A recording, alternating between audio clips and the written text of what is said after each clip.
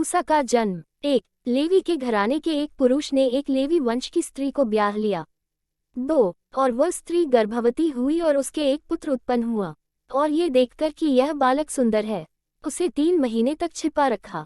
3. और जब वह उसे और छिपा न सकी तब उसके लिए सरकंडों की एक टोकरी लेकर उस पर चिकनी मिट्टी और राल लगाकर उसमें बालक को रखकर नील नदी के तीर पर कांसों के बीच छोड़ आई। 4. उस बालक की बहन दूर खड़ी रही कि देखे इसका क्या हाल होगा। 5. तब फिरौन की बेटी नहाने के लिए नदी के तीर आई। उसकी सखियां नदी के तीर तीर टहलने लगीं। तब उसने कांसों के बीच टोकरी को देखकर अपनी दासी को उसे ले आने के लिए भेजा।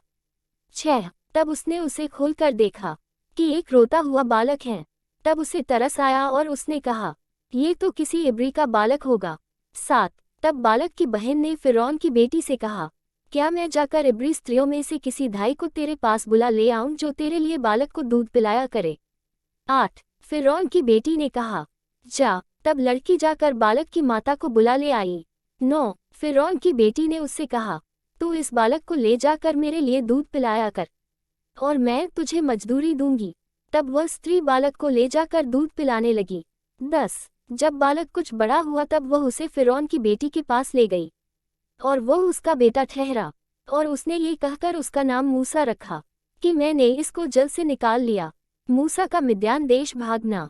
11. उन दिनों में ऐसा हुआ कि जब मूसा जवान हुआ और बाहर अपने भाई बंधुओं के पास जाकर उनके दुखों पर दृष्टि करने लगा, तब उसने देखा कि कोई मिस्री जन मेरे एक भी भाई को मार रहा है। 12. जब उसने इधर उधर देखा कि कोई नहीं है, तब उस मिस्री को मार डाला और बालू में छिपा दिया। 13. फिर दूसरे दिन बाहर जाकर उसने देखा कि 2 इब्री पुरुष आपस में मारपीट कर रहे हैं। उसने अपराधी से कहा, तू अपने भाई को क्यों मारता है। 14. उसने कहा, किसने तुझे हम लोगों पर हाकिम और न्यायी ठहराया। जिस भांति तूने मिस्री को घात किया, क्या उसी भांति तू मुझे भी घात करना चाहता है। तब मूसा ये सोचकर डर गया कि निश्चय वह बात खुल गई है। 15. जब फिरौन ने यह बात सुनी तब मूसा को घात करने की युक्ति की। तब मूसा फिरौन के सामने से भागा और मिद्यान देश में जाकर रहने लगा, और वह वहां एक कुएं के पास बैठ गया। 16. मिद्यान के याजक की 7 बेटियां थीं, और वे वहां आकर जल भरने लगीं कि कठौतों में भर के अपने पिता की भेड़ बकरियों को पिलाएं। 17. तब चरवाहे आकर उनको हटाने लगे। इस पर मूसा ने खड़ा होकर उनकी सहायता की और भेड़ बकरियों को पानी पिलाया। 18. जब वे अपने पिता रूएल के पास फिर आई, तब उसने उनसे पूछा, क्या कारण है कि आज तुम ऐसी फुर्ती से आई हो। 19.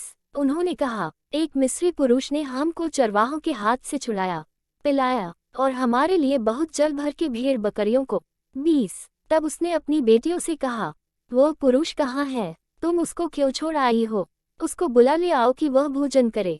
21. और मूसा उस पुरुष के साथ रहने को प्रसन्न हुआ, उसने उसे अपनी बेटी सिप्पोरा को ब्याह दिया। 22.